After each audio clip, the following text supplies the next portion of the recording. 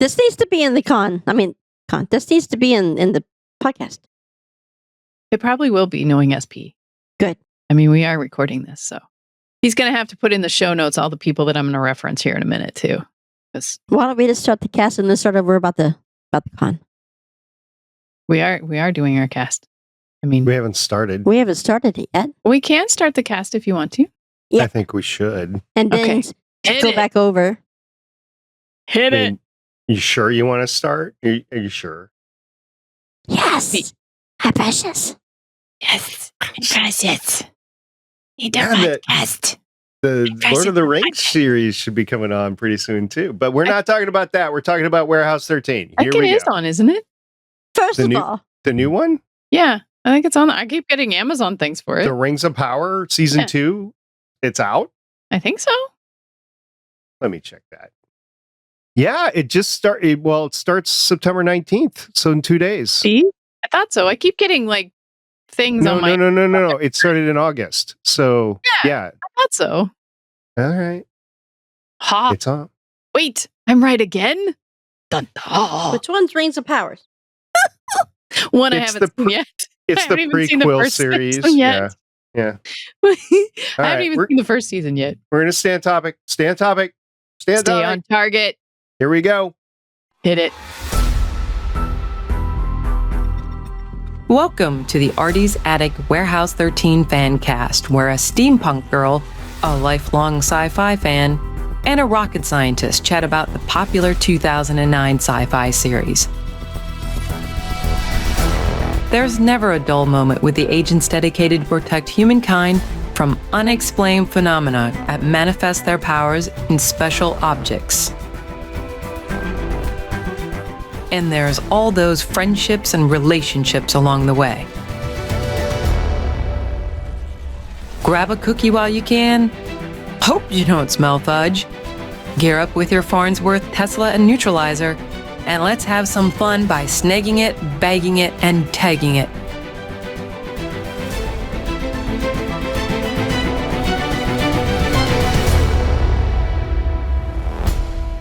Welcome back to Artie's Attic. We're a Warehouse 13 fan cast. I'm the Warehouse 13 janitor, proud to say my Toyota Highlander's navigation system is just like Pete and Myka's. My name is SP. Fair. You sure you don't get lost? I bet you get lost. Pete would get lost. Well, no, you just say destination, you put in the address, and it says, here you go. It's the same exact system. I got a 2019 Toyota Highlander, and it's the limited platinum edition, and it says the exact same thing. Now, the next year they change, but in 2019, that's the last year that you get the same navigation system. But does she make you cookies? Ha ha ha ha. Mine speaks in a British accent. Mine speaks in an Australian accent. Now, even prettier. My CarPlay, that's British, but that's not the... Actually, I put an aftermarket CarPlay system. Okay, enough of my vehicle talk. Let's keep on going. And introducing Artie's Attic lead agent and historian who likes using the classics and asks for a glass of water as a distraction. It's Agent Shannon. Hi, guys. I'm like trying to decipher. I'm like, what? You need a glass of water? No, I got my sweet tea. I'm okay. Well, see, you asked for a glass of water so that the subject of your interview leaves the room so you can snoop around. I have no problem snooping anyways, but go ahead. Okay. Next. And also joining us is the warehouse agent who takes half-hour power showers and uses peppermint body scrub. It's Agent Carolyn. I mean, it is very important to take a half-hour power shower. And I did use the last of the peppermint scrub. Sorry. Okay. Was the original owner dead or? Yeah, that's what he said. That's the thing he said anyway. That's okay. He pulled that anyway. Mine wouldn't be peppermint, but pumpkin spice I could see. Ooh, pumpkin spice would be good too. This pumpkin, this time of year, it's all with the pumpkin. We are continuing our Warehouse 13 series discussion with the episode that premiered on Monday, August 6th, 2012. 12 years before Helen Hunt and Bill Paxton's classic Twister was continued with the epic film such a great line. Twisters. I feel like Helen Hunt. I mean Bill Paxton. Bill Paxton. August R.I.P. of Bill. 12. Wow. Yeah, that's for sure. Michaela was only 8 months old. Ouch. Now look what happened. He was alive. I'm referring to The Warehouse 13, Season 4, 3rd episode, Personal Effects. The Amazon Prime Video description reads, it's all hands on deck to prevent a small town from being wiped off the map when a full box of artifacts is accidentally unleashed there. By the way, it's the same description on IMDb. Shannon, how'd you like the episode? I think it's a pretty good episode. I mean, what was up with Myka's hair? I don't understand that. Right? Her I hair don't is just understand it. crazy. It's like she put a finger in a light socket or something. Right? Definitely. See, August of 2012, I'm pretty sure this was right after the ending of Stargate Universe, because the main guy that's on this episode is from Stargate Universe. Mm-hmm. And I cannot remember his name. Brian J. Smith is his Yes. name. He played Jesse Ashton. He has 28 acting credits since 2005, including 1 episode of Law & Order, 40 episodes of Stargate Universe, 6 episodes of Gossip Girl, 1 episode of The Good Wife, 1 episode of Person of Interest. Shannon, you're going to kick yourself here. 1 episode of Defiance. It was season 1, episode 9. I just remember him. wasn't made for these times. He played Commander Gordon McClintock. And then 24 Probably episodes of Sense 8. What was the last everybody one? died in Defiance. 24 episodes of Sense 8. Sense- Oh, I didn't watch that one. It's on my Netflix list. I thought it was one of your classic. I like the fact that we got to finally get to see Leena come out of the warehouse for a while. I know. She was out in the wild. I have I don't know. I have an issue with that because the only reason they brought her out was so that she could witness Artie's freak out when he had the golf club. No, she also knows the aura of the objects and to keep them which ones apart and everything. That's the reason he brought her out. Nah, that's just the reason why they stated they brought the character out. The plot reason they brought the character out was to see the Artie freak out. If you want to go with the plot reason. Oh yes. yeah, well the season reason they brought her out is because she's going to die soon. Stop that. Spoilers. Stop that. I don't want her to go. Hey, like we've all her been, character. just in case you're just tuning in, this is the very first episode of Artie's Attic that you've heard. We actually enjoy Leena, and we just think that her character had a bad rap. So much more potential. Yeah, Yeah. way more potential. So we're not knocking the Did her character dirty. or the actor. We're kind of knocking the... Janelle Williams. Or Williamson. I think it's Williams. Janelle Williams. It is Janelle Williams with an S, yes. She went on to do things on the Hallmark Channel a lot. She was busy there for a while. She wasn't the only one. True. Who else went to Hallmark? A lot of on- people went to Hallmark. Well, his favorite person went to Hallmark. yeah, she was in Ashley she was in her Williams. last. Well, Yeah. my favorite person went to Hallmark too. I mean, I've seen Kat Burrell there. Oh, I've yeah. seen Catherine Bell there Mm-hmm. on The Good Witch. Yep. She also did some holiday stuff, I'm sure. I'd have to look up her IMDb to confirm. Claudia's brother's on the Hallmark, playing with Catherine Bell. No, with Kat Burrell. Yes. He is, yeah. He is a big Hallmark guy. Yeah. Definitely a big Hallmark guy. He's in a lot of the Hallmarks. She was too for a while. They're all Christmas stuff. Mm-hmm. Can't Well, use so much Christmas. I mean, that's where the money is. That's where people go to watch the Hallmark Channel is for that. So I expect to see more and more actual stars or people in genre shows, especially people that already work in Canada. And I know they film the Hallmark stuff just about everywhere, but most of it's in Canada. Most of it's actually- in Canada. And then they claim they're in Oregon. Yes, or upstate Washington. I actually got the Hallmark Channel for The Good Witch with Catherine Bell from JAG. You know, I think, just- isn't it on she's a something else hottie. now? I think it's on something else now. Isn't it on Jag? Amazon or something? Jag? No, The Good no, Witch. The Good Witch. I don't know. Let's find out. From, It's on. It It's on ran a lot of. Amazon. It ran a lot of seasons. It probably is on something else. But yeah, I like how because it's filmed in Canada, just like we talked about this with Stargate, right? When you're talking about Stargate, you get to see all these people through all the other shows that get filmed in Stargate, right? Or they get filmed in Toronto or Vancouver. Like Stargate, they were filmed in Vancouver, which is over near where Amanda Tapping lives. Mm-hmm.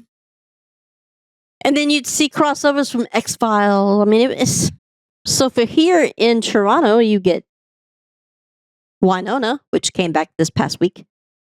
As I saw you tweeting about that. No. I was like, oh, Shannon's happy. Very sad when they were posting the pictures of the Defiant sets being torn down in Toronto. Oh, that gutted me. Yeah. But Warehouse 13 was not filmed in Toronto, was it? Yes, it was. So there you go. There's your Warehouse 13 link to filming locations.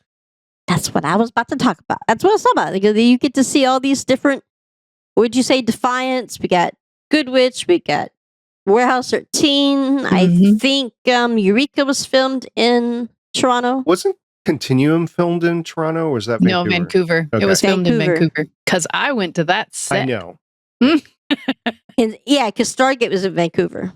So let's talk a little bit about the location for this. It's in Devil's Lake, North Dakota. Yes, Now, the other cold spot. I don't know if any of you have been either to South Dakota or North Dakota. I have. Negative. I have not. There isn't much in South Dakota. There's even less in North Dakota. It's But the not. Buffalo, huh? But there's Devil's Lake. It's a place, right? It's a place, but it's a troubled place because there's all sorts of rules and regulations. They have to fight water conservation in other states like Minnesota, and it's not the panacea that you think it is just by watching this. Now, I'm not saying anything against North Dakota. It is just out in the middle of nowhere. If you've never been there before, it is the great frontier. It's right next to Montana. That's give you a little in Canada, hint. so It does just border keep on Canada going a up little there. bit more. Border Canada. I have driven through North Dakota to get to Winnipeg before. So and yes. more nothingness, huh? Yeah, Like the never-ending story.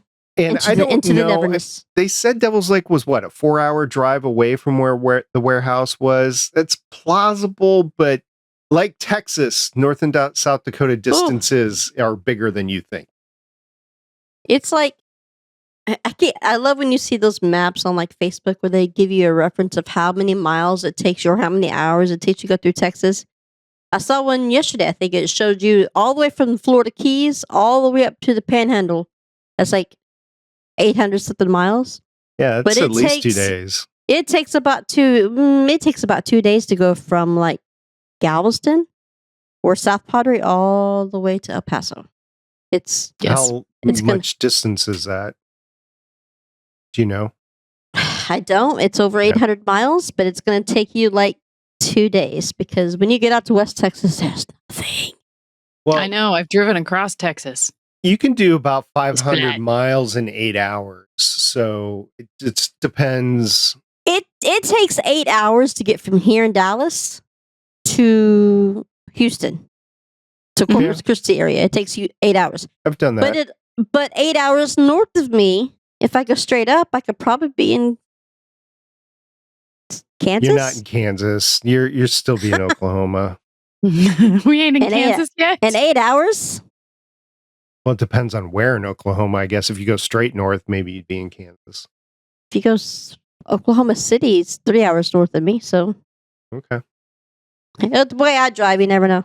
Anyway, yeah, we talked about it before. We talked about it in the episode where they were going into the pass and they were driving across Minnesota. And I was like, there's no way they're going to make that in 2 hours or whatever it was. So, yeah, the plot is the speed of the distance you need to drive in order to get places.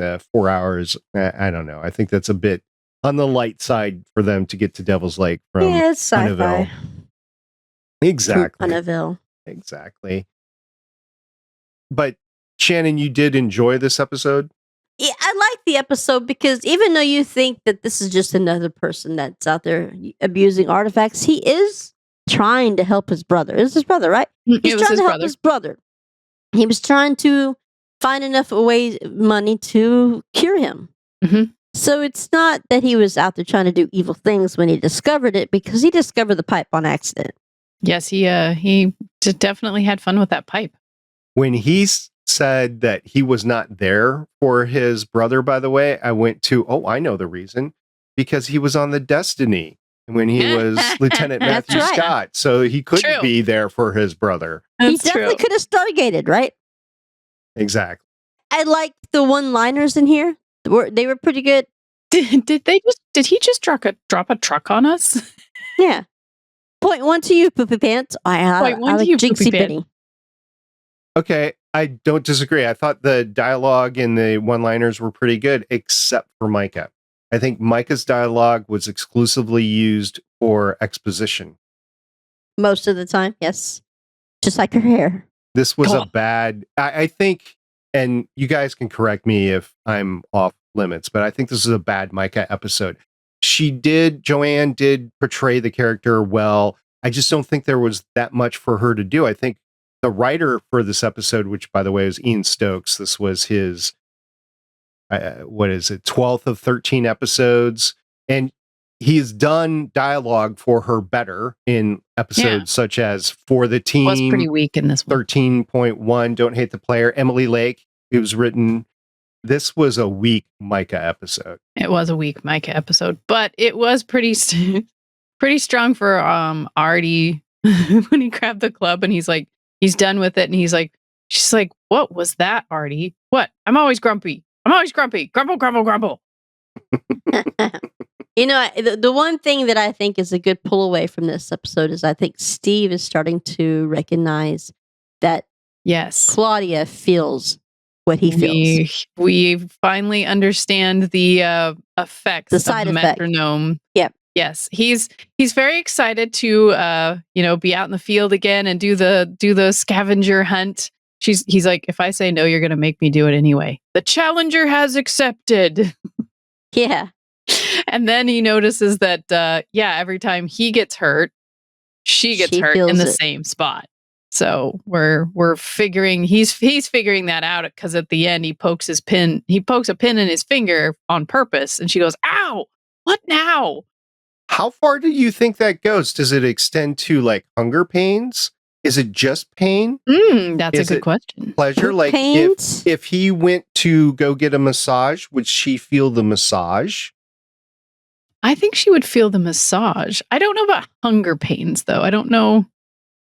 I mean, good he thing came he back doesn't from the have a dead. current Is he boyfriend. hungry? Oh, ooh. There are adult things that we could go into. I was slightly trying to stay away from him. I ventured into it with the massage, but yeah. I don't know why you try to stay away from things. It's me. We're not. It's okay. I mean, Yes, you know. I'm just saying that I was trying to be nice and you went right there, which is where my mind Probably was. because of me.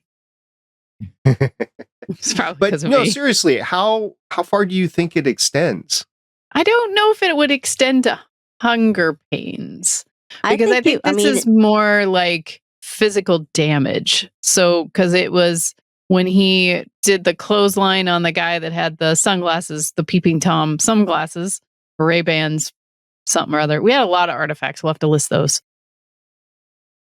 That was a physical ouch. And then the other one was a physical ouch of the bird, which I still don't know what the bird cage did. I'm not sure on that one. The But, explanation that I have on the bird cage, which is just labeled bird cage, by the way, is when held, attracts the attention and rouses the anger of any feathered, winged, bipedal, endothermic, leg-aying vertebrate animals. Good Wow. grief. Why can't Holy you just say Moses. bird? Within a 1 mile radius, also causes the user to smell strongly of bacon for many days afterwards. So you anger the bird. We could just say the word birds. And you smell like That would bacon. be the shorter version of that. Although, I know, really? wow, that was a There could definition. be worse things to smell other than bacon. But, so he does, and he gets a scratch on his neck, and so she feels like she's got a scratch on his neck. He pokes his finger, she feels the poke on her fingers. Ouch. So I'm wondering if it's just the physicalness, like not like if he has a if somebody, if Headache he or has a something. headache, I don't know if she'll feel the headache because it wasn't inflicted on him. Can I'm he guessing- feel headaches? Well, that's can he feel hunger? I mean, he's back from the dead. Does he get hungry? Yeah, I don't Is know. he like, Apparently he hasn't even taken a shower. I don't know. she did say, well, we've got our youth. So, and I was like, but does he though? Does he have his Did you youth? though? He doesn't Did have you though? anything. He's literally being held alive by an artifact. If it stops, he stops. So if it stops and he stops, does Claudia stop? Good question. Yeah. I don't 'Cause- know. I mean, so I think it's more physical. I don't know if it's something that he has, like hunger pains. I don't think that would. But be it's not the something she reverse, would right? feel. She doesn't get hurt and he feels it. No, I don't think so. It's just the opposite. Yeah. Guess we'll see. Guess we'll see. But we know We will. Pete's There always were- getting hungry. Oh man, Look at the Starphone cinnamon roll he tried to eat. right? he looks at this bowl why would full of he even try that? They've already determined that the house was just there as a. hate. Like, I love that line. He's like, oh, even plastic, he really was evil. Actually, I don't know if it was plastic as much as it looked like it was I styrofoam. know. It was but- Starphone, yeah. If it was mean, that's a actually form of real, plastic. it would be as good as being styrofoam because it would be that stale. Right? Probably Yeah. with a bunch of ants. Hey, you want to know how we get ants? That's how you get ants. You put a bunch of donuts on the countertop That's how and we don't get clean it for a month. True, but I'm sure the cleaning person would have cleaned those out because she comes once a month. So Yeah, but does she replace them? yeah, I doubt it because that's not part of her job description. She just cleans. Hmm. I did like the beginning of this where it looks like Jinxie is just cleaning out his room and he's going to leave warehouse. And then you realize that he's cleaning out his room in the dead person's vault, dead agent's vault. He's like, I don't know what's creepier, that I'm cleaning out my room in the dead agent's vault or that there is a dead agent's vault. I mean, we've seen the dead agent's vault before, but True. to actually come back and grab your personal effects. Yeah. Like, okay. Yeah. We've seen it before with different versions of sci-fi and time travel and all that stuff. Or in war movies where somebody's assumed dead and they actually are alive. So it's not unique, but still, it's got to feel like, huh. So, Shannon, when you went to the hospital with your stroke and the kids put all your personal effects away, when you came back and you had to grab your personal effects back, how did that make you feel? I spent over a week in the hospital before I even remembered that I actually had underwear in the room with me. So Whoops. that was a great moment, by the way. I'm like, oh my God, they've been in the closet this entire time. Woohoo! But then they took them from me to do surgery again. Rude. I came back and I slept for 18-hour days. So if I had an artifact beside me, I didn't care. But if I had to grab them, it'd be food. Because actually, I can't be. The food wasn't that bad in there. But 16 days is a long time. So after the surgery and everything else, and you get back to normal and you find that your personal effects have been put away and you have to go grab them from somewhere else that is not your house or your room, I could see how that's a little weird. This whole thing is weird for Jinxie. He's dealing with it so well. And It's gone. even him trying to figure out what was going on with him and Claudia, you could just tell he's like, what the? I mean, a lesser person might just freak out and go, I can't believe everything I do happens to me happens to you. Oh my gosh. You know, at least he's like, okay, well, this is warehouse stuff. We have to, you can tell in his mind, he's like, I have to figure this out and figure out how we can undo it or how we Right. can live with it. Mm-hmm. Right, because he feels guilty because Yeah. she's going through it. Yeah. He treats her like a kid sister, even I Mhm. think his sister was a big sister. Yeah, because she Well, always family, protected him. yeah, he does definitely treat her like Yeah, sister. so I mean, Yeah. so he treats Claudia like a big sister. He thinks of her like a little sister, and he wants to take care of her. And I'm pretty sure he feels guilty that she is feeling the effects of all Yes. the stuff that happens to him. So, Yes. will he want to stop it? I don't want to do this I anymore. think he'll have to figure out if he stops it, if that stops Claudia, because he won't want that. The other question I have is, okay, so he's moving out and moving back into the Airbnb, the B&B, right? Right. So does he get an exact copy of his room? Is it like just put back into the B&B? Yes. Like he has a new room because his other one got sent to the dead person's vault? So It's now like they there's a bring new that room room in back. that same spot and he just has to fill it back up again? I doubt it. I think the warehouse would make it easier for him and just put his stuff right where he left it. Like opening a door. You would think the more agents that are housed in the B&B, the more the warehouse would support it with, say, maybe a bigger water heater. A bigger tank. water heater? No kidding. Yes, because it's bigger very rooms. important. It's very important for Pete to have his 30-minute power shower. Leena says, this is an old house. You can't take a 30-minute shower. To get the water, you need more than one bathroom. So, yeah, Yes. how many people are living there? 5, right? That's what he says. Now that there's 5 again. Well, What kind of bathroom schedule do you have to go through? You think that some of them are working out, right? Mhm. So you have to shower after you're working out. You all need to use the restroom unless there's some sort of outhouse out back, and that's just not very warehouse-like. So, yeah, there's some concern. I have grave concerns. One bathroom is not enough. No, one bathroom is never enough. which is especially why since Artie most- sleeps at the warehouse with his most- own toothbrush. Yeah. Is there a With bathroom his in the own warehouse? toothbrush. Probably at the warehouse, I would imagine. Have you ever seen it? No, but I bet it's magical. What, the bathroom? Yeah, Just like a pipe? could be. Well, everything in the warehouse is Magical magical. That would be Controls the bad. weather. A Magical. magical toilet that controls the weather. That would. Flush all good. your Flush worries and cause away. a tornado. Flush all those worries away.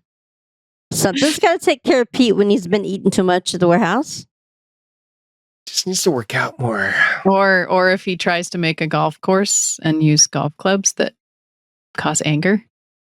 Everything was around anger, by the way. Mhm. They were talking about the golf clubs that caused anger, the what was bell. the other The violin, the violin Napoleon's caused violin. Napoleon. anger, the cowbell that caused both the Great Fire of London in 1666 and the Great Chicago Fire. Yep.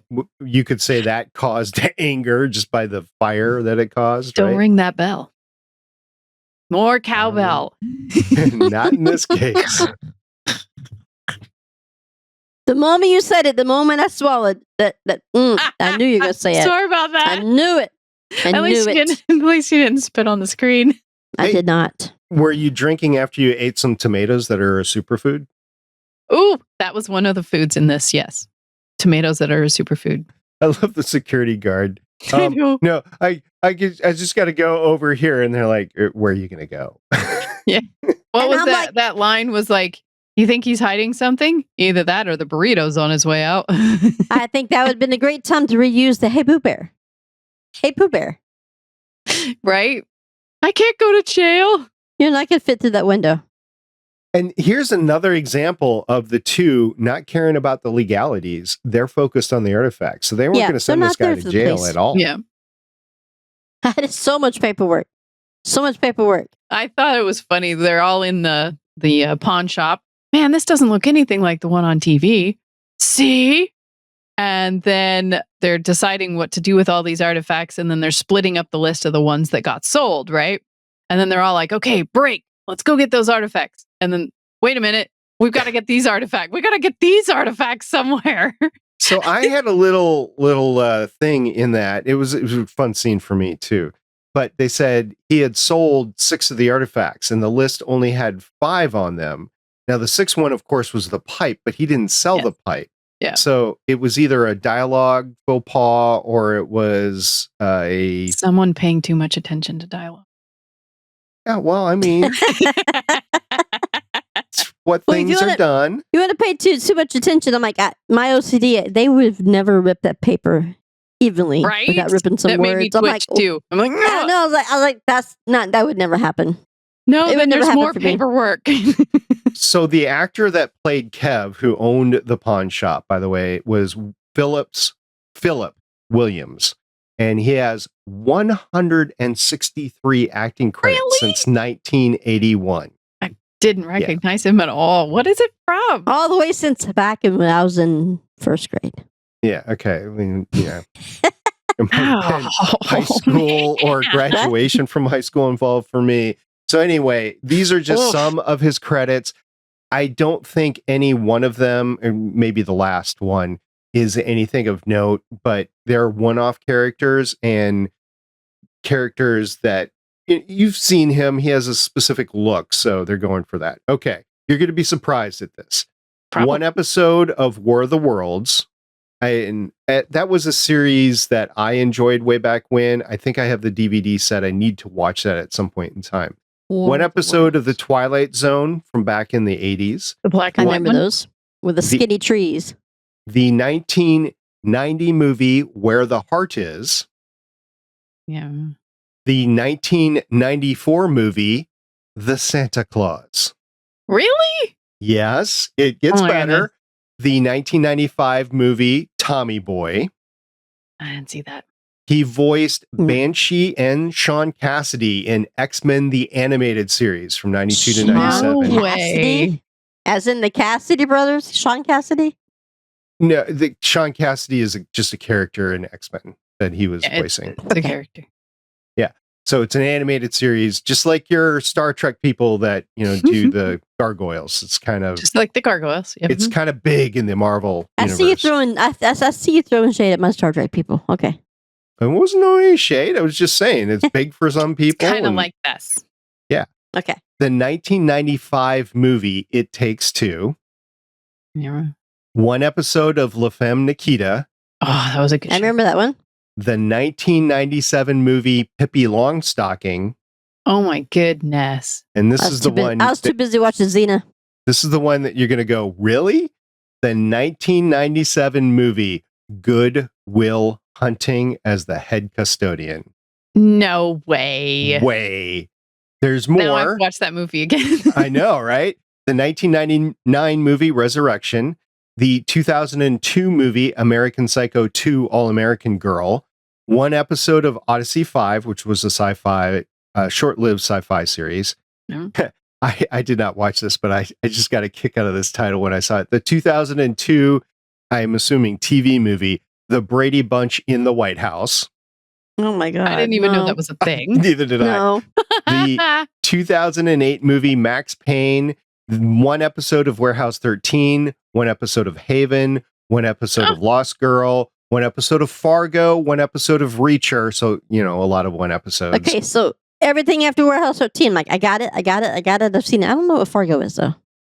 It was on FX. It was a serious series. It was spinoff of the movie, really. It was heard it was good.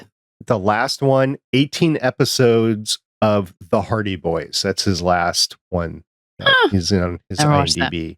So Philip Williams has been around. Yeah, and he no played kidding. the pawn shop guy here. So all hats are off to you. I think he did a really good job for that one scene that he was in. Yeah. He's like, okay, I'll give you 600. 700. 650. You gonna keep the pipe? Yeah, this is mine. 640. Yeah, so again, the series is bringing in some very noted actors, and we haven't gotten to the best one yet. You guys want to see the best one of the episode? Yes. Who All right, so you're going to kick yourself was on it? His this mom? one. So the actress that played the administrator at the hospital, At the hospital. Mrs. Gardner, her real name is Dee Wallace. So a bunch of Oh. people went, "Oh, Dee Wallace." Wait, Cujo, E.T. yeah, there you go. E.T. I knew Yeah. her face looked familiar, and I was trying to remember why her face looked so familiar. I'm like, she has a mom face. Why does she have a mom face? E.T. Not just E.T. I think she's the most prolific actor that we've had in Warehouse 13. And you're like, really? Because we all remember her from E.T., right? Yeah. She's Right. been in a lot more. 271 No way. acting credits since Wow. 1974. Let's just Wow. go through a few, right? One episode of Starsky and Hutch. Yes. One episode of Police Woman and Probably Hunter. No, Police Woman is the name of the series. No, I don't know what that is. Okay. One episode of Barnaby Jones. Hmm. One episode of Lou Grant. I see we're still in the 70s here. She was in the 1979 movie 10. I don't know. Oh, Derek's 10? Okay, whatever. She was in an episode of Heart to Heart. She was in an episode of Trapper Carolyn, John you and MD. I know Heart to Heart. You and I were 9, right? We don't know. 79. We were not even not even like that. You didn't see all this stuff in 7, reruns? 8, 9. Okay. We were 3 years old in 79.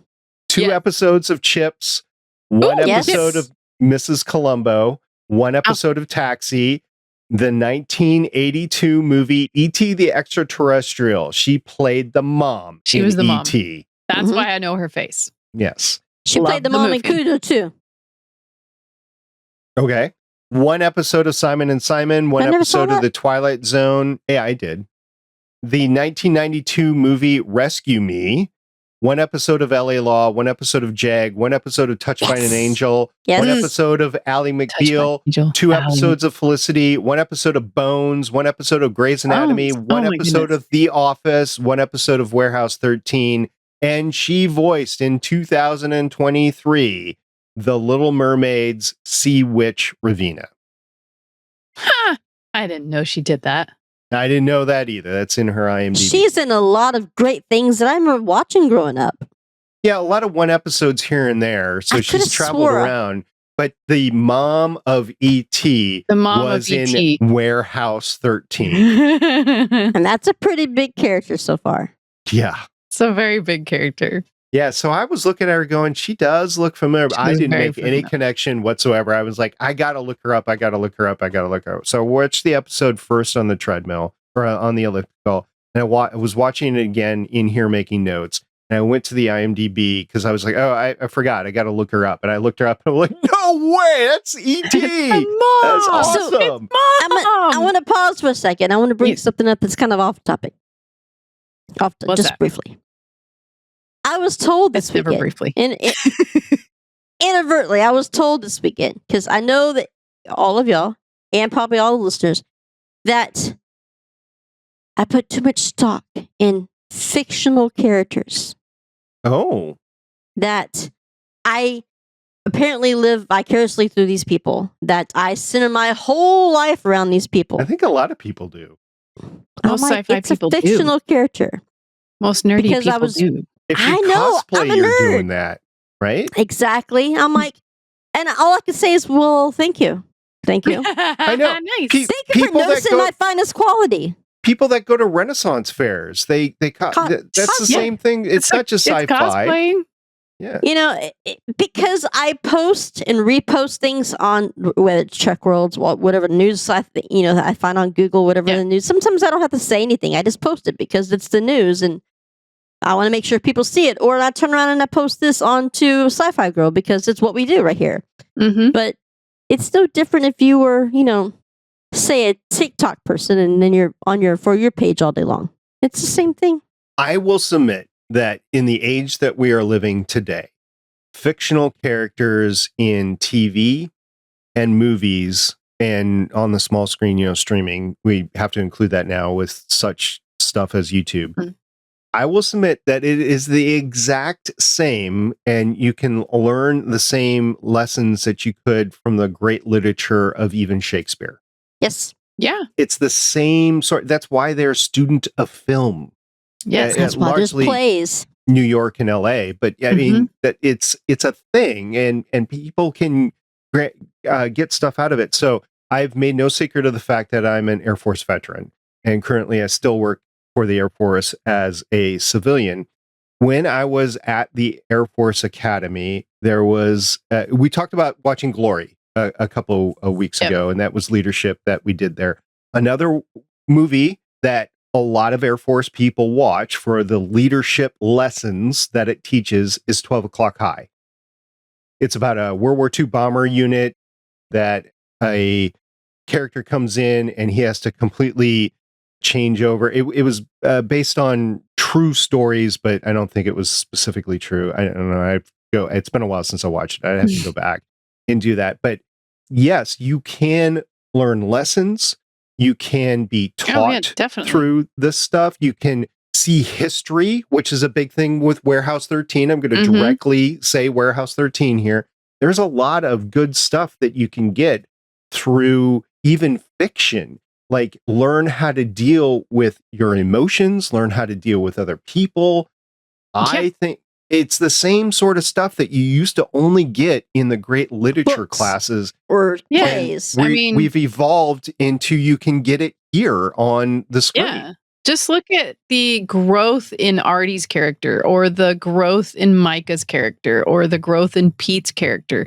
This is how you deal with, coworkers who become family, who become, and how you deal with the artifacts, and how the history of each artifact, you can learn the history of each artifact in the episode. And maybe you get curious about one of the artifacts and you go look it up. Like, what did the cowbell do? How did that fire happen? And you get history out of the whole thing. So yeah, this is look at how much history was in the show Timeless. Oh man, I missed remember that show. the podcast we did on that one. Yes, every episode was a history lesson. Either. They didn't. They stopped it. They canceled the show.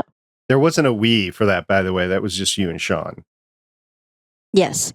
Yes. But every episode was a history lesson, kind of like this. Yes. And it was a really good show. So we got told that we're doomed. Your relationship is doomed because Sasha and I met over a TV show. I can't imagine bonding over something that means anything that means a lot to both people. I think is. I love Star Trek. You can bond over a football game because you love the same team. You can bond over a rugby game because you love the same team. It's just stupid, it's not right? any different. Here's the thing. Football, yeah. Here's the thing. I love these characters. I have memorabilia. I've met the people. I've go to the cons. Like you went to the con, to the Rose City Con. I love these people, and I like when I go into a Comic-Con. I go, "Wow, these are my people." Yes, right? These are my people. Yes. And if you can't understand that, if you don't have any love for a character or a show or a movie, I'm sorry, you have a dull life. But at the moment, I can turn my stuff off and continue on my life. There's a lot more joy out there than just TV and movies, Shannon, though. I mean, people can get joy out of going bird watching, or I just wanted to clarify that because you said if you don't have the joy of TV characters or whatever in your life, you have a dull life. There's a lot more out there. I'm talking about something when you have something in common with whoever you're with. Yes. Right? If I have something in common with the person that I'm with, she's very big into Star Wars. I'm more of a Star Trek person, but I got her to watch Star Trek. I got her to watch Warehouse 13. And Sleepy Hollow. And Sleepy Hollow. We haven't watched Defiance yet, but I'm pretty sure that's a bit. But Has she watched Stargate? I don't know, but I think she'd like Eureka too. Yeah, I've been going through all my. I like Haven. Yeah, I've been going through all my old VHS tapes that I don't remember the last year that I recorded anything. I want to say it was in the 2009 to 2012 timeframe. But anyway, I've been going through them and watching them. And I've just been really enjoying the Warehouse 13 or the Eureka episodes that I actually find along the way, as well as the hard sci-fi stuff that I really enjoy, like Stargate or Battlestar Galactica or Stargate Atlantis. I mean, it is really cool seeing these for the last time. It more than that. I just watched the last episode of Friends, which I was laughing my ass off on the elliptical. And you try working out when you're laughing your ass off. Yeah, it's a little hard. Okay, so it's difficult.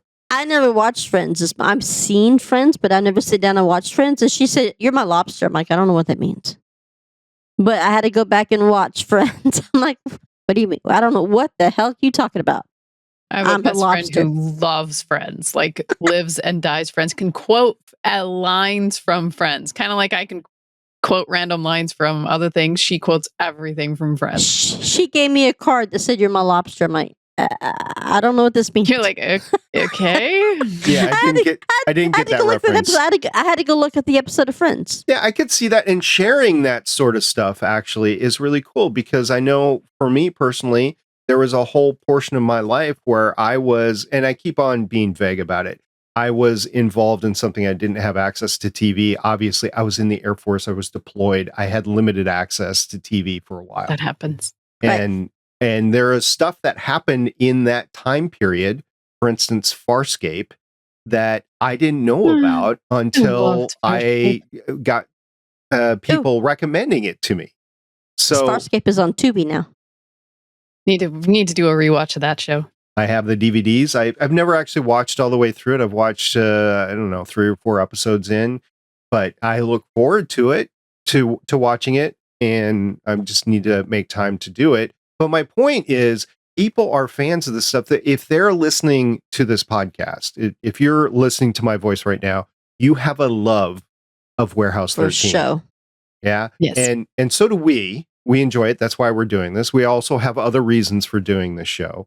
But we are here for you and just sharing what we are getting out of rewatching this. And hopefully you are enjoying it as well. And we'd love to hear what you think. You can catch us on our email address, warehouse13fancast@gmail.com. I'll say that again at the end of the podcast. But And two of us I have don't, other Shannon, podcasts. I don't think, and I'm talking to you, but I'm talking to everybody else that might have heard that in their life. It is okay. You have to be grounded in reality as well. You can't just be Yes. grounded in the fantasy, but Well, it is yeah, okay obviously. to have a joy of something like this and Oh, to yeah. get something out of it in your life. There's a whole community of Warehouse 13 that are just dedicated to creating new artifacts, to documenting the artifacts, to write up what the history is, and actually create Show it, the yeah. artifact. Yeah. The pin you got from Rose City Comic Con. No, I didn't get it bag from Rose City. This is Oh, your my friend best gave it friend to you. sent it to me for my birthday, and it's and this is why I love all kinds of fandom, because you can get these pins. So for people that are listening and not seeing this on online, it's a pin my best friend gave to me for my birthday, and it's got a Farnsworth, and it says "Snag it, bag it, and tag it." And she got it off of Etsy from a shop called Perfect Pixel Boutique. And I absolutely love it. And these are my people. Like, this is my best friend sending me an amazing pin that she knew I would like. So having these fandoms, having these friends that will, and I got another shirt from another friend of mine because Stitch obviously is my favorite character. And Right. it says, it's got a picture of Stitch on it. And it says, Stitch is my spirit animal. This is very totally see true. But you remember how my wall used to be behind me, but you have all my memorabilia from Winona, right? So this past week, the on Tubi on the 12th, I can't remember what day that was, but the new episode, which it's like it was a mini movie basically of Winona Earp came out, and it was really good. And now they're going to do it. They're going to be all the characters are going to voice the Audible. They're making an Audible for it. Oh, nice. And I'm like, yes. But anyways, this isn't my whole life. Obviously, I shut this off, and I am a mother, and and Yeah, we adult as well. we do adulting things sometimes. We do. But I enjoy going to Unfortunately. Comic Con. I don't know, right? I enjoy going to cons. I enjoy getting autographs and memorabilia. And I think it's, even though it's not based on reality, it's my love of getting out of reality and loving the characters. Right. So the fictional characters, I've got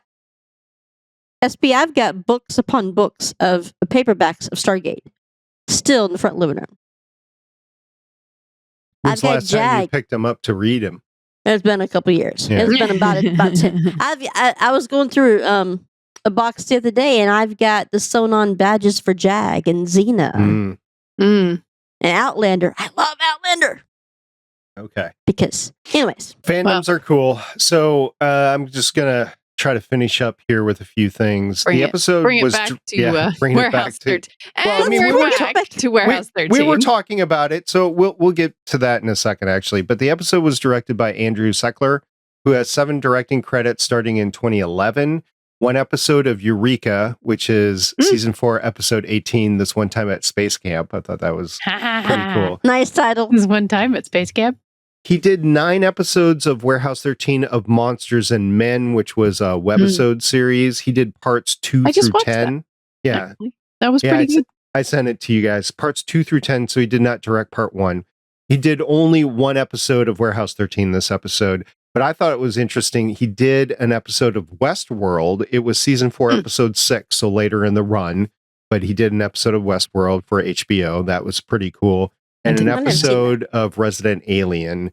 So he's been in and out of the director's chair for the last Resident decade plus. Alien. Isn't that Resident guy, Alien is the guy from Firefly, right? Yes.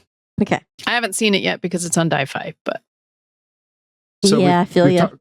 We've talked about some of the scenes, and usually we do a favorite scene. So did you, Carolyn, have a favorite scene? I mean, we talked about some of the stuff already. I don't know if there was, I mean, there was all really good. I thought it was interesting to include the scene with Artie holding on to the golf club that makes you feel your anger, and he explodes in his frustration and anger in the fact that he can't tell anyone that he saved everyone and no one's ever going to know, and it's frustrating for him, and he's very angry, and then you know, at the end we see him grab the picture of the dagger after Leena tells him, you don't have to tell me, but you need to tell somebody. You don't hold this anger in. And then he gets this picture out of the dagger that he sees in this vision of his, and he calls somebody else. Like, we don't know who he's calling, but he's like, I need you to search for an artifact, and I can't tell anyone. I know who he called because, well, I looked ahead for the next episode and remembered. Spoiler. I have a question for you. Who do you think he should have called? Mrs. F. Ghostbusters. Okay. He walked into that one. He walked into it. In the show. So did the dude with the Ray-Bans. Claudia had that line. So, I mean, there was a lot of funny parts because, you know, she had the Tesla, and she's like, who are you going to call? Because one of the guys that had bought one of the artifacts was some sunglasses. It was like Ray-Ban sunglasses, and he made them so strong that it reflected the light and you couldn't see the person. So, of course, he's working in a lingerie shop. What I thought was hilarious was the gal on the front. She's like, oh, are you here for the sale? And she's like, oh, there's a sale. And Jinx is like, thongs make me itch. I'm allergic to thongs or whatever he said. Yeah, and thongs make me itch. But he becomes a peeping Tom. But, you know, then she says, well, who are you going to call?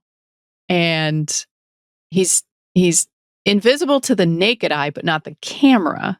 And she's like, point one to you, poopy pants. It's a great line. I prefer Jinxie. Yeah. So, I mean, there's a lot of great lines. And, you know, at the end, Pete's like, Pete put on the glasses because he was trying to distract the brother from keeping the storm going to destroy the hospital. And in the end, he lightninged himself to death for his brother, which was noble sacrifice. Noble sacrifice indeed. Especially, well, in true Warehouse 13 fashion. There is bad that comes with the good. So he ended up hurting people and possibly even killing people we don't know, right? But there was bad things that happened in order for him to get to the point where he sacrificed himself so his brother could have his heart. Yes, because they had a very rare blood type and he was a match. And the only way he could give him his heart is, well, to shock himself with the pipe. Just a very dark series. I mean, even at the beginning, they were talking about the deaths, and Pete was like, whatever. And they're like, Pete, no, especially with the, the guillotine and stuff. That was a funny part too. He's like, funny? Yeah, it's gross. Tyler just died this way. And Claudia's like, Pete. Yeah. It didn't. What about you, SP? It was gross, but it was funny. Well, we've already talked about the two scenes that I would have picked. One was we got to do something about these artifacts, as they were all like leaving the pawn that was shop. Funny. Get these artifacts on the table. Oh, wait a minute. We can't just leave them. And the other one, of course, I've talked about it before on this podcast, was the Helen Hunt reference to Dexter. That was hilarious. Pete was actually smart. He says, we don't need to predict where he's going next. We just need a radar. And so then she had the radar and she was finding out. And he's like, oh, I feel like Helen Hunt. I mean, Bill Paxton. So, Shannon. Yes. Answer the question. Favorite scene? Do you have one? I don't. Okay. I thought this episode was a good one, but I thought it was more of a filler. And we've had those before. I think the most takeaway from this episode is that Claudia can feel Jinx. I was at least happy that all the stories were important enough, like the A story, B story, and C story. Yeah. I did have an issue with both Leena and Myka, but we've already covered that. I had an issue with Myka's hair. You're just jealous. I did thought it was funny that Artie in the beginning, when after Pete was discussing his 30-minute showers and his necessity for them, that Artie comes in holding an artifact, by the corner with purple gloves, and he's like, "Leena, I don't know what to do with this. It doesn't like anywhere I put it." And she's like, "Well, of course it doesn't. Just look at it." And Artie just goes, "Silly me." To be fair, I'm not jealous of Myka's hair. I would have been, if you would have said it to me this time last year when my hair was still growing back, I might have been jealous. But no, I got all mine back. You did. So I was noticing the difference between Leena and Artie, where Leena was more about the care of the artifacts, and I think Artie is more just about what they can do. And yes. Like Claudia, he's a little bit of how can I use this to my advantage, and a little bit of I know the danger that this could be. Even the Ray-Ban sunglasses, you're like, okay, there's some evil that comes with this. There's a cost to using this. Of course, it's blindness in the eyes. Lose your right? eyesight for twice as long as you've had them on. Which Pete wasn't wearing them very long. No. He should have gotten his eyesight way back. Yeah, I thought of that too. I mean, he had them on for maybe 5 minutes, if that. I would say 15 seconds. Yeah. So he put them on, walked out, and then he got whisked away. 15, 20 seconds max. 20 seconds at most. So it would have been a couple minutes at the most that he was blind. And yet it was longer than it took him more than 2 minutes to get down from the roof. Yeah. It did. But, the nurse was hot and not. And then Pete's like, "Who's hungry? You're always hungry. I am always hungry. I'm going to go give good waffles." Pete like waffles. Yeah. All right. Anything else? Anything else about the episode, Carolyn? Probably a lot. Oh, there was tea. There was tea in this episode. It wasn't drank, but there was tea. Okay. No cookies. No cookies. We didn't see the waffles. We didn't see the waffles. Fake donuts. We knew about the waffle iron where you couldn't eat just one and it burned you and melted you. Was it melting you? It wasn't you couldn't eat just one. It was that it melts your skin off. Oh, it melts your skin off. Okay. You would only eat just one. Because there were a lot of artifacts. There was the golf clubs. There was the violin. Sunglasses. There was a violin that was Napoleon's violin that he had like in jail or something. Yeah, when he's exiled. The ring, the sunglasses, the bird cage, the token that gave you a spider bite, the pipe. The pipe. That's 6.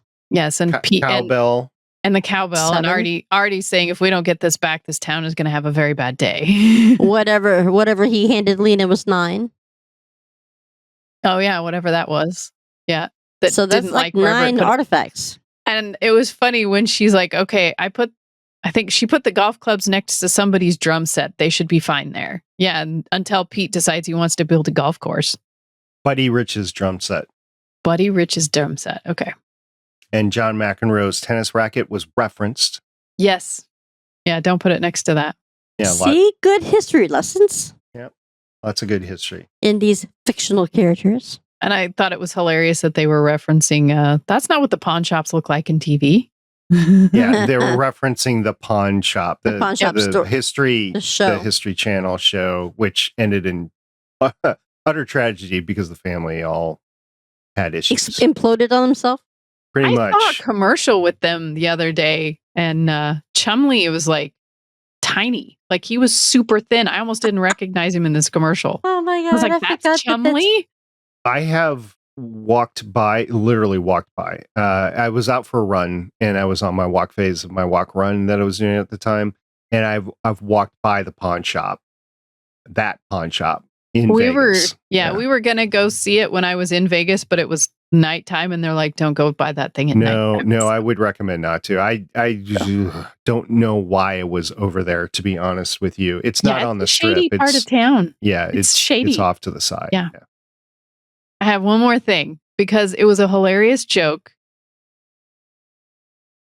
It was when Artie and Artie and Leena were going to go to the golf club, and Artie made a joke of the black woman go to a country club. All we need is a priest and a horse, and we can do the whole joke.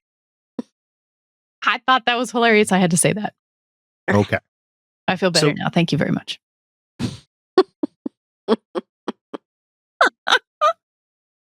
We did get some feedback. Robert Bruce sent us an email, and I'm going to go through this probably more in depth than we usually do, but I think it's important for the podcast that we actually talk a little bit about what's going on here. So thank you very much for the feedback, Robert. We are taking your feedback to heart, and that's why we're going to discuss it. Yes. So he says the subject was show and off topics, or you can substitute tangents for off topics there too. Yeah. Okay, here we go. I love Warehouse 13 since it first came out, and I think this is my 6th rewatch of it, I think. Awesome. I always love the phrase snagged, bagged, and tagged. I listen to other podcasts about sci-fi shows, the Delta Flyers. Star Trek is one of a few. Side note, I'm also a patron of the Delta Flyers, so I know exactly what you're talking about, Robert. It's a good podcast. I found your podcast a few months ago and enjoy it. The combination of the three of you put a very interesting take on the show that I enjoy. When you drop a new episode, I always watch the TV episode before listening to the podcast, so I know what you're thinking about, just as I do with other podcasts. However, a little bit of a critique, if you don't mind. You seem to go off topic often. Listening to your podcast today, An Evil Within, you guys started talking about movies that you could watch or could not watch in high school or middle school. Glory, great movie, being one. I did not time it, but it seemed like that discussion went on for 10, 15 minutes. I would be curious to see how much time you spend on Warehouse 13 topics and other topics in a typical podcast. I like the way that sometimes you tie in actors in Warehouse 13 and the other roles, Kate Mulgrew, Jerry Ryan, and many others. It's kind of a shame that they didn't work a storyline where some of them would be able to work together again. I've noticed this issue of going off topic in previous episodes, but to be honest, the talk about the movies was a little much for me. What does these movies have to do with Warehouse 13? I listen to this podcast because I want to hear a discussion about Warehouse 13. In my opinion, there are many subjects that you could discuss about the show instead of discussing other topics. This is the humble opinion of one listener, but I think your show would be a lot better if we just stuck to Warehouse 13 topics. Looking forward to watching and then listening to Artie's Attic about personal effects. Always looking for an artifact that needs to be snagged, bagged, and tagged. Don't hate me. LOL. Robert Bruce. First of all, Robert, thank you so much for writing in. Yes. I want to foot stomp that I really appreciate this, especially rather than like a negative review on something like Apple Podcasts or something like that. Yes. We did receive the email. We took it seriously. And I will say that while that particular discussion was probably excessive, I don't mind in the show taking some tangents, talking about other fandom geek stuff that we have personally in our lives, because some of that comes back to actually apply to Warehouse 13. I do get your concern about it being excessive, and we do try to apply stuff directly to the show. There is a secondary reason why we're doing this show. The secondary reason, as was mentioned earlier in the show and has been mentioned throughout the show, is that Shannon did suffer 2 debilitating strokes around Christmas almost 2 years ago. And this show was really created to let her have an outlet so that she could also bring back some of her memory, possibly, and her ability to discuss things. And I think you'll have seen during the course of the show that she has gotten better as things go on. Kind of. For the most part. But this is a topic, I would say this is your favorite topic ever to talk about, Warehouse 13. It's your favorite show ever. Most definitely. And that is why it was chosen to move forward with. We could have chosen a lot of different shows. But along those lines, it's fun for us to be able to delve in and out of some of our fandoms as we go along. That said, I do realize this is a Warehouse 13 podcast, and we will try to limit the extensive time that we spend talking about other things that are not directly relevant to Warehouse 13. But I can't promise that we will never do it. And I will say, I do talk about the actor's history and the creative team history because I want to say where everybody is coming from. What other great works have they done? What have they grown into before they got into Warehouse 13? And what have they done after Warehouse 13? I think that's very relevant to the discussion of the particular episode. So that is why we discuss the history of actors like we did this week, with Dee being E.T.'s mom. E.T.'s mom. The 270 other credits that she has in IMDb. Crazy. That's incredible. And if I had not done this episode and looked up her IMDb, I would have never known that she was as prolific as she really was. So that is my take on this. Carolyn, I know you have a viewpoint as well.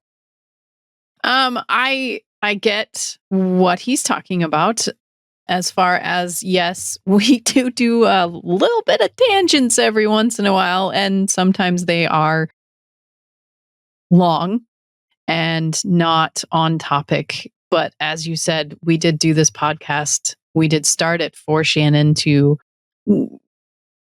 rediscover Get my memory back.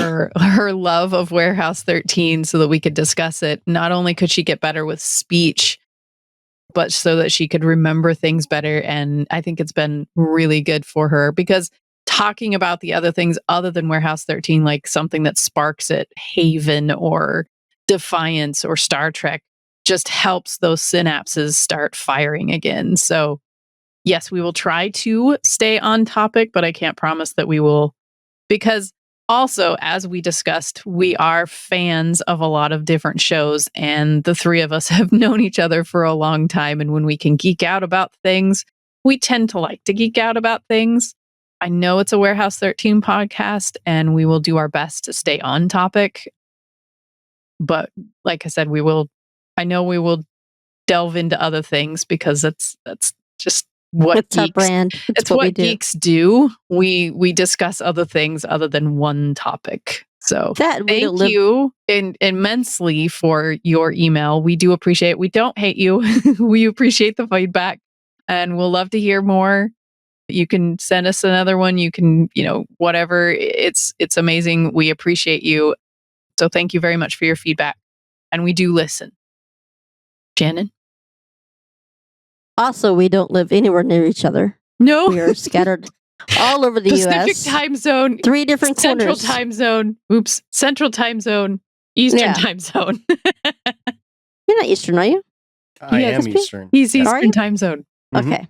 His friend Nathan is in. Not only are we in different time zones, and this is the only time of the week that we normally get to see each other, and we love other shows. I mean, 2 of the 3 of us have podcasts on other shows. I'm just waiting for Strange New Worlds to come back out. That might be a while. 2025. It's hard when you've known each other as long as we have not to go down memory lane. It's hard not to, like if I go on a Bearing of Wills tangent, okay, well, Jamie was in this, but she was also in Defiance, and we also ran a podcast at Defiance. That's how I met you. Right, that's how you met, and that lasted for 3 years. So going down memory lane here, we just found, I love Warehouse 13. It's my favorite. And I think I've gone through it at least 6 times, if not more, because I remember doing a rewatch when I was just about to give birth to Carrie, and that was in 2013, so I know I've gone several more times since then. I'm a geek through and through. And I've met these people at cons. Mm-hmm. Most of them I've met at cons. I've met everyone except Joanne Kelly. I met Joe and Kaylee. Yeah, shush it. You've met a lot of people at Rose City Comic Con. Yes. And well, I met her at Dragon Con. Her and Eddie. I met them at Oh, Dragon that's Con. true. And a lot That's of true. Defiance people at Dragon Con. I met almost all of the crew at Firefly at Dallas. I know. Cons are a great place to see before Ron Glass passed away. Yeah, your favorite actors and creative team. They really are. There's panels even for the creative team. I met Stan Lee at San Diego Comic Con because he was doing a panel. Yeah. I met him too. I met Carrie Fisher. I didn't get to meet her. I met Carrie Fisher. I didn't get to meet her. Yes, she was pretty cool and flirty. Yeah. I love that. She was flirting with Ming Na. I remember you talking about that. Yeah. So we all come from different backgrounds. We all have our different TV shows that we like. We all have actresses. Like I'm a big fangirl. If you haven't noticed by now, and I'm slowly introducing my girlfriend to other things that she may have never watched before. Like I've got her watching Star Trek with Chris Pine. I'm like, hell yeah, right. Start here, go there, meet me here, right? So I mean, she's starting to get into sci-fi more than she's ever really discovered it before. So there's so much more to unlock out there, I think she'll. Mm-hmm. And sometimes when we talk about these other shows, either people's never heard of them before. Yeah. Or they go, oh yeah, I remember Haven or Eureka, or there was a show I watched here a while back that had the guy that played on Sleepy Hollow. Jeremy something. Fringe, thank you. I've only seen like 4 episodes of that, and I can't remember what platform I saw it on. It's on Prime now. Brain injury. So it wasn't 2 strokes. I had 2 brain aneurysms and a stroke. Yes. So it definitely affected me. It definitely affects my speech. I still have residual, and clearly I have memory loss.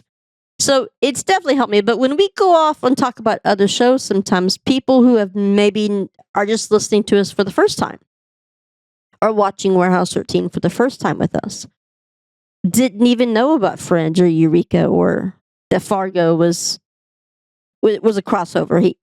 I've never seen all of Eureka, but I have seen the episodes where Claudia crosses over. So, I mean, it's cool sometimes. I understand we went long on some things and we get to talking about movies because I think that day we were talking about Last Mohicans and the movies and school.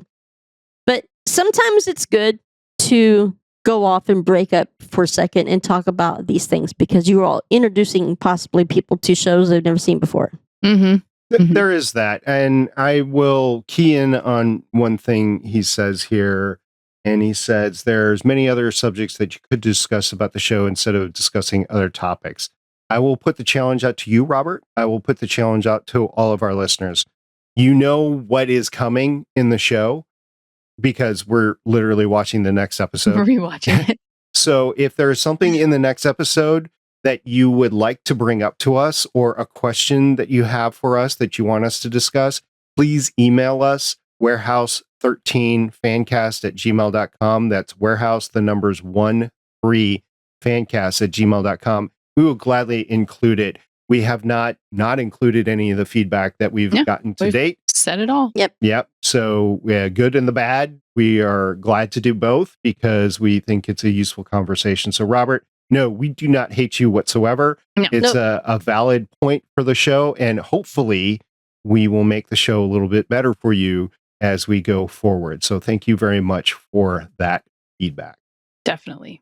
So I want to say that I want to shout out to David who listens to, or watches, he tweets on Twitter with us. He actually was at Dragon Con. He has his own panel for Warehouse 13.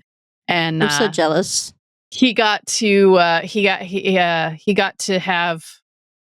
Eddie McClintock even with him on the panel, and he did mention us, so I really appreciate that, David. And did he? Yeah, he said he mentioned us to Eddie. Yep. So I appreciate that, David. I'm really happy that you had fun, and he has invited us to Dragon Con to be on his panel. So whenever we want to, all 3 of us head to Dragon Con to. I don't understand Dragon Con. It doesn't matter. We just go for it's the a panel. Con. That's all you need to know. It'll be Let's go.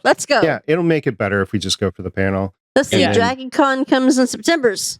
It is Labor Day weekend. Always over every Labor Day year. weekend Yeah. every year. And then Always usually it's scored. MyCon, which was Rose City, which is the one I just got back from. If you don't mind, can I talk about it?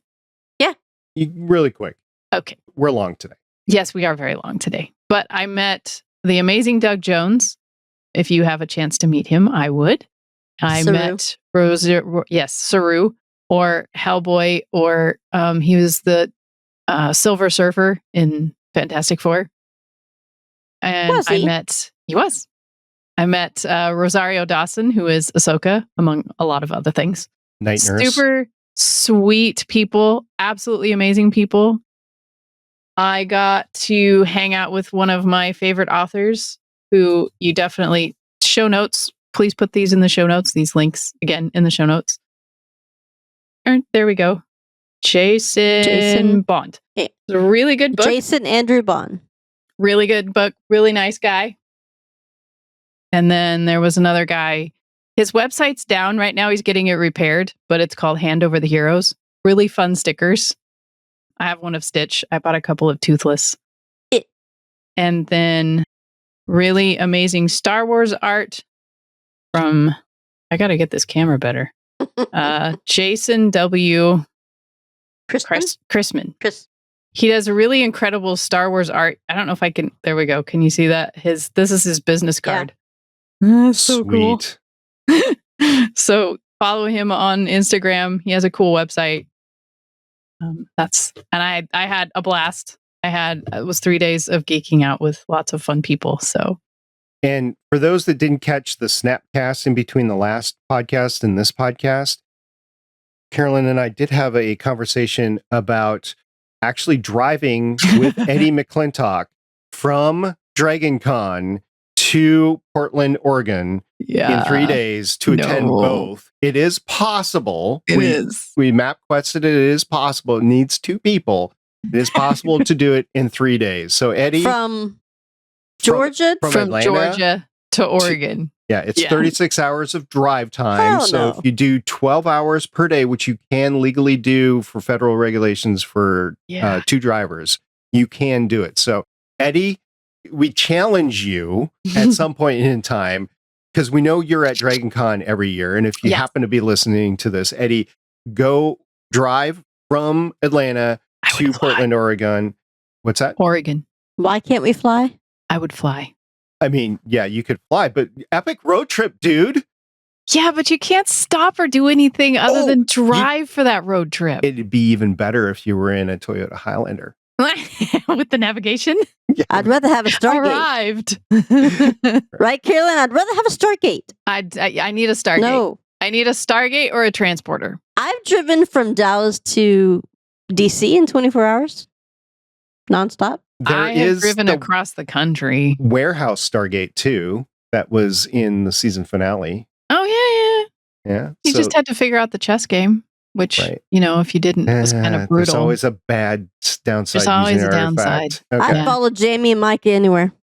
Talking about there's always a downside. Next time, we're going to be discussing Warehouse 13 Season 4, Episode 4, There's Always a Downside. The Amazon Prime Video description reads, Pete and Claudia reunite with Warehouse alum Hugo, Rene Aubergenon, to track down a deadly artifact at his nephew's prep school, while Myka and Steve investigate an artifact that is killing an up-and-coming musician, played by Sam Huntington, in New Orleans. And that is next time.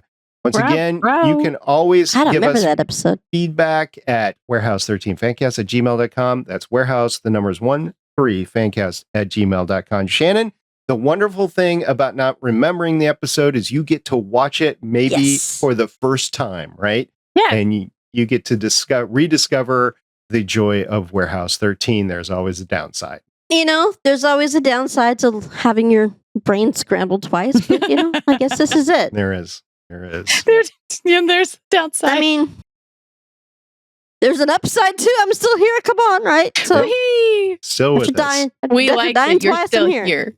I know. It'd be a very sad podcast without you. It'd be very quiet, not as long. Well, I don't know. Carolyn can talk. I can. I can. Cool, guys. All right. We'll see everybody next time. Bye. Bye, guys. Need some waffles. Let's go get some waffles. Sounds pretty good. I'm pretty hungry, actually. Everybody likes waffles. Strawberry jam or syrup? Syrup.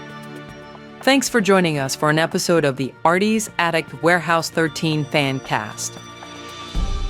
You can find all our episodes at warehouse13fancast.com. If you'd like to contact us, you can hit us up on our email at warehouse13fancast@gmail.com. We are a part of the Lone Wolf Podcast Network. You can hear more of this cast and other shows like it by checking out lonewolfpodcasts.com. The intro music is Sci-Fi Hybrid Intro by Soundmake, and the outro music is Science Fiction by Tunes to Go. Both were purchased on pond5.com.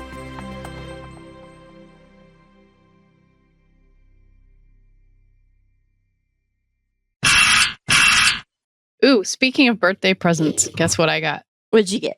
But happy birthday to you, by the way. Yeah, did you have a good time? I did. Well, I went to Rose City, so I know. yeah, I did. I had a very good time. I'll talk about that in a second, but I have to show you this. My best friend, Jody, who lives in Atlanta, sent me things from Etsy. She knows I love things that she finds. Mhm. This is a pin. Oops. Snag it, bag it, tag it. Yep, Isn't that awesome? Snag it, That's bag it, pretty- tag it. It's a that's pin. pretty cool. I have to find a good place to. I was going to Put that, say, too. you're going to put that on your lanyard? I might for next year. But I really want to have a place that everybody's going to see, because I don't wear my lanyard but like once a year. So I really want to have a place that like it goes so that everybody sees it. But you have to have flair on your lanyard. But I did have a lot of fun. On my first day, Friday, I did meet Doug Jones. Doug. And my shirt. Nice. He loved my shirt. It says Action Saru, which is from Star Trek Discovery. Discovery. Yeah. I did see that whole thing. So I saw You the did? last. You finally action. saw that? Yeah, I saw the last Action Saru reference. Yeah. Yeah. He loved my shirt. And when I came up to get his signature, I showed him my Twitter page and he's like, "Oh, I know that page. You're always so really nice." And I'm like, "Yay." Wow, he recognized your Yeah. Twitter page. Yeah. Well, I mean, I have been commenting on it for years, but I was like, "Oh, he saw me. He recognized me. That's That's amazing." That's the same feeling I had when we went to the Ohio Winona Con. And Oh, after showing her my tattoo, and later on I'm in line again to have my photo op done, and she's like, "Hey, tattoo girl." I'm like, "She remembered me." And then you're like, yes. And then he came out from behind his table and he gave me a great big hug. And I'm like, "Aw." So if anybody has a chance to meet Doug Jones, you should, because he's amazing and super sweet and super nice.